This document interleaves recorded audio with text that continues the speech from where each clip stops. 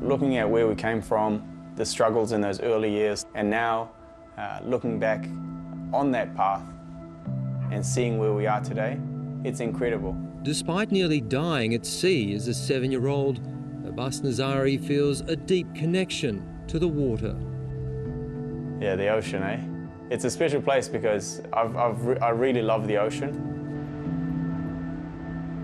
But at the same time, I think how close we were to being consumed by it, how different it could have been. The Nazari family are ethnic Hazaras who fled for their lives from the Taliban in early 2001, taking a dangerous journey through Pakistan to Indonesia with Australia in their sights. Living in a refugee camp, there's no future, there's no hope.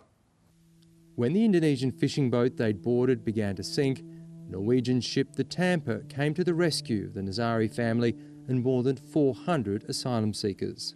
No, mate, never want to sleep in another shipping container ever again. Like a good Samaritan on the high seas, the captain of the Norwegian freighter Tampa rescued 430 mostly Afghani refugees from their sinking ship between Australian and Indonesian territorial waters. Captain Arnie Renan, as captain of the Tampa, he rescued us, he performed one of the largest and most heroic acts of maritime rescue. And what should have been something that he should have been commended for immediately put him in the middle of a political and military standoff. During a fateful fortnight in August 2001, 2 men determined his family's future. The Tampa captain, Arnie Renan, refused to take them back to Indonesia, and Australian Prime Minister John Howard refused to let them land on Australian soil. I was only doing my job. We will decide who comes to this country and the circumstances in which they come. I don't have much to say to Prime Minister John Howard. I think that everything that I do have to say has been told by the way that we've lived our life and the examples that we've set for both our community members and other refugee and asylum seeker communities. The Tampa Affair ignited an intense political debate about asylum seekers that persists today. I don't question the decision that my parents made in fleeing Afghanistan, in making it to Pakistan, in making it to Indonesia, and in finally boarding that boat. I don't question them because they didn't really have a choice, did they? The New Zealand government of Helen Clark intervened to give families on the Tampa asylum. We're incredibly grateful for being resettled to New Zealand. Abbas says he learned English with a lot of help and hard work. Within 6 years of arriving in New Zealand, he placed 3rd in the National Spelling Bee. There's me getting an award for winning the spelling bee, but there's another horrible photo of me with my actual trophy, which I dared not put in the book. By the end of high school, he began speaking about his life publicly. But the reality is we all have the power to make a difference. And that can be as easy as listening to someone tell their story. Abbas's father managed to build a car parts export business that is now run by his brothers and continues to expand.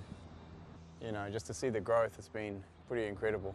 Kiwi car removals is an integral part of our identity because it allowed us finally to get back to our feet.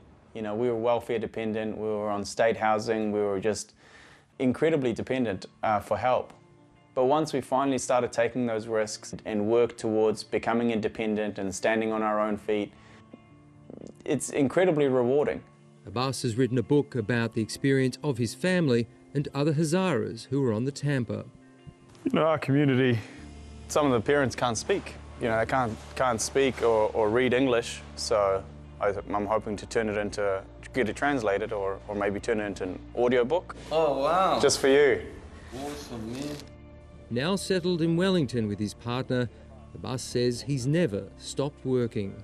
Looking back on what I've done, in my first job, I used to be a paper boy, then I used to be a berry picker, then I used to be a concrete layer, then I went to become a university student, a real estate agent, then become a public servant.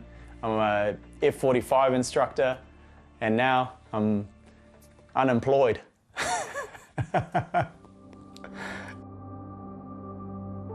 Going through some of the things that we went through and then coming out the other side gives you an enormous perspective on life In 2 decades, he's returned to Afghanistan twice.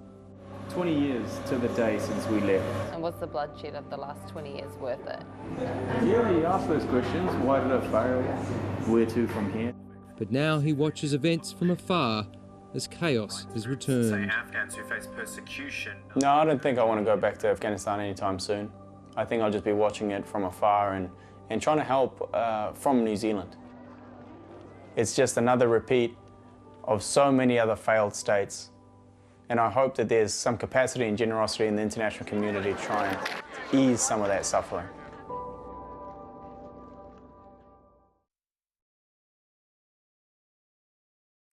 Hi, I'm Lee Sales. Thanks for watching this story. If you'd like to watch more of 730's stories, they are on the left of your screen.